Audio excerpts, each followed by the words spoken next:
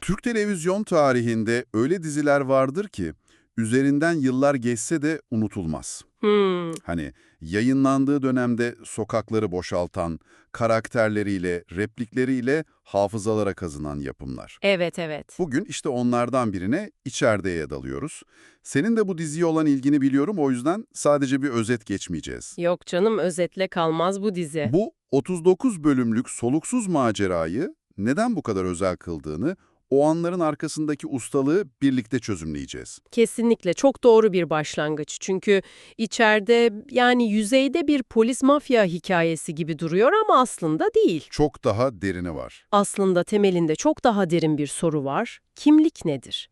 Yani kader mi yoksa seçimlerin mi seni sen yapar?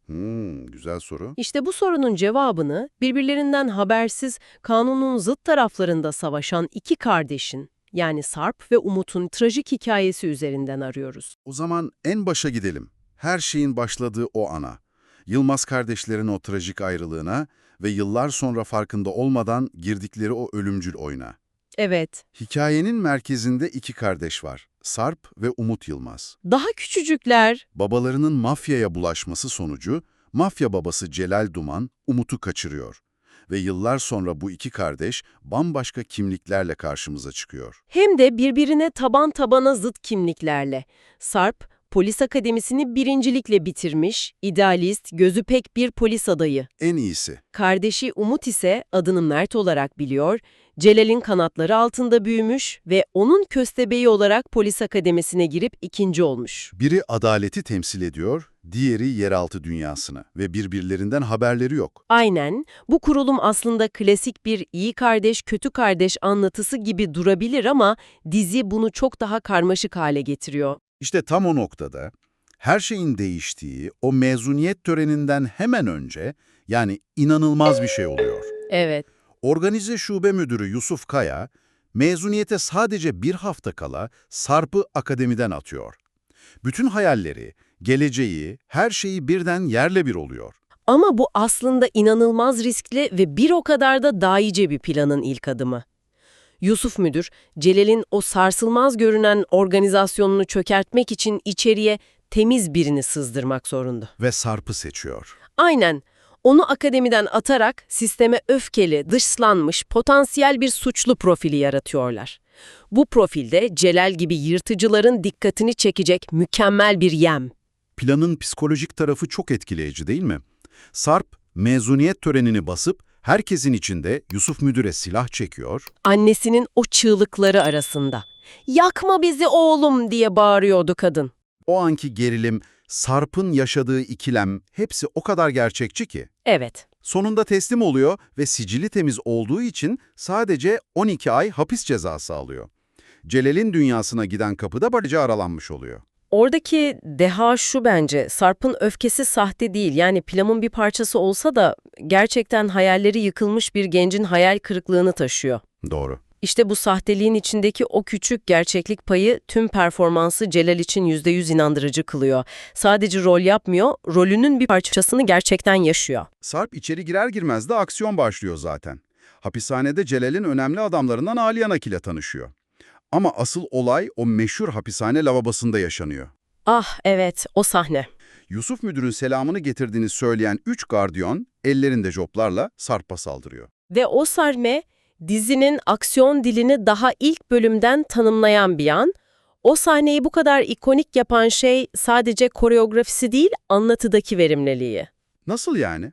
Düşünsene 2 dakikadan kısa bir sürede tek bir diyalog olmadan izleyiciye 3 temel şeyi anlatıyor. 1. Sarp bu dünyaya hayatta kalabilecek kadar yetenekli ve acımasız. Tamam. 2. Yusuf Müdür'ün tehdidi dışarıdan bile devam ediyor. Yani plan işliyor. 3. Dizinin aksiyonu stilize değil, sert, gerçekçi ve kanlı olacak. Bu tüm diziye tonunu verdi yani. Aynen öyle. Usta işi bir görsel anlatım. Celal'in avukatı ve manevi kızı Melek, Sarp'ı ziyarete geliyor.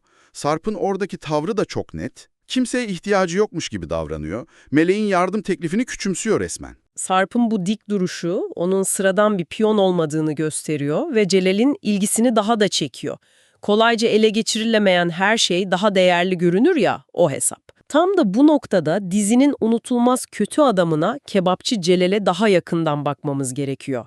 Yani Çetin Tekindor'un performansından bahsetmeden içerideyi analiz etmek imkansız. Mümkün değil. Onu ilk gördüğümüz sahne bile karakterin tüm özünü veriyor. Kebap dükkanında etin inceliklerinden bahseden bir esnaf babacanlığıyla kendisine yamuk yapan adamın kafasını masaya vuran bir canavar arasında gidip geliyor. İnanılmaz bir ikilik. Yani daha zayıf bir oyuncu onu tek boyutlu bir gangster olarak oynayabilirdi. Ama Tekindor o muazzam tiyatro geçmişiyle karaktere Shakespeare'ari bir derinlik katıyor. Bir an mahallenin babası, bir sonraki an bir katilin buz gibi soğukluğu. Onu bu kadar korkutucu yapan da buydu zaten. Kesinlikle. Diğer yanda Mert var. O da teşkilatın içinde Celal için çalışıyor. Gazeteci kız dediği eyleme aşık ve onun sayesinde bir sorunu çözerek kendini kanıtlıyor. Evet. Ve ilk bölümün sonunda o hafızalara kazınan an geliyor.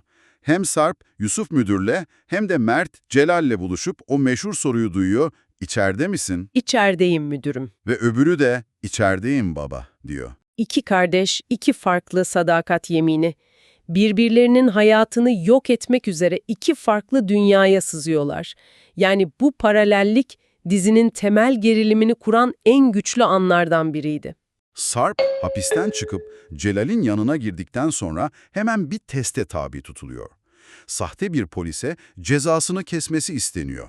Evet, Mestan sahnesi. Celal'in sadık adamı Mestan diyor, sonra aynı silahı Sarp'a verip sen bitir işini diyorlar. İşte Sarp'ın sadece kaba kuvvetten ibaret olmadığını, ne kadar zeki ve soğukkanlı olduğunu gördüğümüz an bu. Ne diyor orada? Siz benimle dalga mı geçiyorsunuz, bu silah boş diye bağırıyor. Çünkü dolu bir silahta sürgü 2 kez çekilirse mermi dışarı atılır. Vay be. Ve inanılmaz bir özgüvenle silahı kendi kafasına dayayıp tetiği çekiyor, blöfü görüyor. Bu onun kolay bir lokma olmadığını kanıtladığı ilk andı. Bu sahneden sonra Celal'in ona bakışı tamamen değişiyor zaten. Bu akıl oyunları dizinin en keyifli anlarından biriydi. Ve tabii ki o efsane Sarp-Mert kavgaları. Ah evet. Özellikle 33. bölümdeki o çatı katı kavgası. Yani o sadece bir dövüş sahnesi değil, adeta bir sanat eseriydi. Kesinlikle. O sahnenin kurgusu inanılmaz bir paralellik üzerine kurulu. İkisi de birbirini öldürmek için dövüşüyor ama yönetmen araya sürekli onların çocukluk anılarından kesitler serpiştiriyor. Evet hatırlıyorum. Sarp, Mert'i duvara fırlattığında küçükken Umut'un abisine oyuncak ayı fırlattığı anı görüyoruz. Yerde boğuşurken Sarp'ın kardeşine gıdıklama canavarı olduğunu hatırlıyoruz. Her yumrukta geçmişten bir anı var. Aynen. Boyaların dökülmesi, Mert'in gözüne bir şey kaçması, her darbede bilmedikleri ortak geçmişleri o anki nefretleriyle o kadar trajik bir şekilde iç içe geçiyor ki. Sen de onların kardeş olduğunu bildiğin için daha da etkileniyorsun. Tabii bu durum sahneyi katlanarak daha acı verici kılıyor. O sahnenin sonunda ikisi de çatıdan bir dükkanın oradan da yere çakılıyorlar. Hem fiziksel hem de duygusal olarak tamamen tükenmiş bir halde. Gerçekten unutulmazdı. Sonra diziye yeni bir soluk, yeni bir düşman geliyor ve dengeler tamamen değişiyor. Uğur Yücel'in canlandırdığı Kudret Sönmez. Kudret'in gelişi çok önemli. Çünkü o sadece bir sonraki kötü adam değil. O dizinin güç dinamiklerini değiştiren bir karakter. Nasıl yani? O ana kadar Celal neredeyse yenilmez, her şeyi kontrol eden bir deha olarak çiziliyor. Kudret zeka olarak onunla eşit, hatta belki de ondan üstün olan ilk karakter. Celal'in o aurasını kırıyor. Aynen. Bu durumda Sarp ve Mert dahil tüm karakterleri adapte olmaya zorluyor ve final perdesi için gerilimi zirveye taşıyor. Bir diğer unutulmaz düşman da Köstenceliydi. Celal onun ihanetini öğrendiğinde çok acımasız bir intikam alıyor. O sahnede Celal'in ne kadar gaddar olabileceğinin bir başka kanıtıydı. Önce kaçamasın diye ayaklarından vuruyor, sonra arabasına benzin döküp canlı canlı yakıyor adamı. Ama o sahnedeki en tüyler ürpertici an neydi biliyor musun? Neydi? Celal'in 2 telefonu birden açıp hem Sarp'a hem de Mert'e Köstenceli'nin çığlıklarını canlı dinletmesi. Evet ya, korkunçtu. Bu Celal'in benimle oyun oynamanın bedeli budur mesajıydı. 2 köstebeyde de aynı anda gözdağı veriyordu. Bu onun sadece fiziksel değil, Psikolojik olarak da ne kadar acımasız bir manipülatör olduğunu gösteren dehşet bir andı. Ve geldik dizinin belki de en kritik, en şok edici anına. Yusuf müdürün ölümüne. Ah, evet. Celal Sarp'ın köstebek olduğunu nihayet kesin olarak öğrenince korkunç bir tuzak kuruyor. Yusuf'u vurup suçu Sarp'ın üzerine atıyor. O sahnede Sarp'ın yaşadığı çaresizlik inanılmaz. Bir anda hem patronunu, akıl hocasını kaybetmiş hem de onun katili damgası yemiş oluyor. Etrafı polislerle çevrili. "Polisim ben!" diye bağırıyor ama kimse ona inanmıyor. Çünkü Yusuf'un intikam peşindeki oğlu Gökhan, babasının ölümünden Sarp'ı sorumlu tutarak onun tüm polis kayıtlarını sildi. Sarp bir anda sistemin dışına itiliyor. Kimliği siliniyor. Tamamen yalnız bir ava dönüşüyor. Artık o bir hayalet. Resmen. Bütün bu kaosun ortasındaysa Mert hayatının gerçeğini öğreniyor. Yıllardır aradığı ailesini, kendisinin kaçırılan Umut olduğunu anladığı o an. Ve ardından abisi Sarp ve annesi Füsun ile yıllar sonra kavuşması. Dizinin tüm o aksiyon ve geriliminin bir anda durup yerini saf duyguya bıraktığı zirve anlarıydı. Şöyle bir düşün, yıllarca düşman bildiğin, defalarca öldürmeye çalıştığın adamın öz abin olduğunu öğreniyorsun. Bu, bir karakterin yaşayabileceği en büyük travmalardan ve aynı zamanda en büyük aydınlanmalardan biri. Araz Bulut İynemli'nin o anki performansı, Mert'in yaşadığı şoku, pişmanlığı, korkuyu ve aynı zamanda yıllardır hasretini çektiği o aidiyet hissini tek bir sahnede birleştirmeyi başarmıştı. Muazzamdı. Finale geldiğimizde ise kartlar yeniden dağıtılıyor. Celal, Yılmaz kardeşleri yakalamış durumda. İkisi de elleri bağlı, çaresiz görünüyorlar. Ama yüzlerinde tuhaf, neredeyse alaycı bir rahatlık var. İzleyici olarak neler oluyor diyorsun. Aynen. Çünkü bu da onların planının bir parçası. Bir flashback ile anlıyoruz ki onlar yakalanmadan önce Umut çoktan Celal'in oğlu Mustafa'yı kaçırıp Coşkum'a emanet etmiş. Onların asıl kozu Mustafa. Bu defa oyun kurucu onlar. Yıllarca Celal'in piyonu oldular ama şimdi oyunu onlar yönetiyor. Celal onları tehdit ederken yaşanan o diyalog müthişti. Celal tam gaz tehditler savururken Sarp kardeşine dönüp "Bu gibi durumlarda ne olur biliyor musun Umut?" diye soruyor. Umut ne olur abi diyor. Sarp sırıtarak "Davut'un telefonu çalar" dediği anda Davut'un telefonu çalıyor. O anki kahkahaları, gerilimin içindeki o mizah unsuru harikaydı. Kardeşlerin yeniden bir araya gelmesinin getirdiği o özgüven. Bu sahne, kardeşlerin artık birlikte hareket ettiğinde ne kadar güçlü olduklarının ilanı. Celal'in oyununu onun kurallarıyla ama ondan daha zekice oynuyorlar. Takas gerçekleşiyor ve sonrasında Celal'i bir depoda köşeye sıkıştırıyorlar. İşte o an Celal'in de son çırpınışlarına, yenilgiyi kabullenişine tanık oluyoruz. Yusuf'u ben öldürdürür diye haykırıyor. Sizinle kedinin fareyle oynadığı gibi oynadım, birinizi polis yaptım, öbürünü yanıma aldım diyerek son ana kadar meydan okuyor. Ama bu sözler artık bir güç gösterisi değil. Değil. Yenilmiş bir adamın acı dolu itiraflarıydı sadece. Sonunda tüm suçlarını itiraf edip tutuklanıyor. Ve o efsanevi karakterin sonu da kendisine yakışır bir şekilde trajik oluyor. Cezaevinde kendini asarak hikayesini bitiriyor. Mert işlediği suçların bedelini ödemek için teslim oluyor, Sarpsa onurla mesleğine geri dönüyor.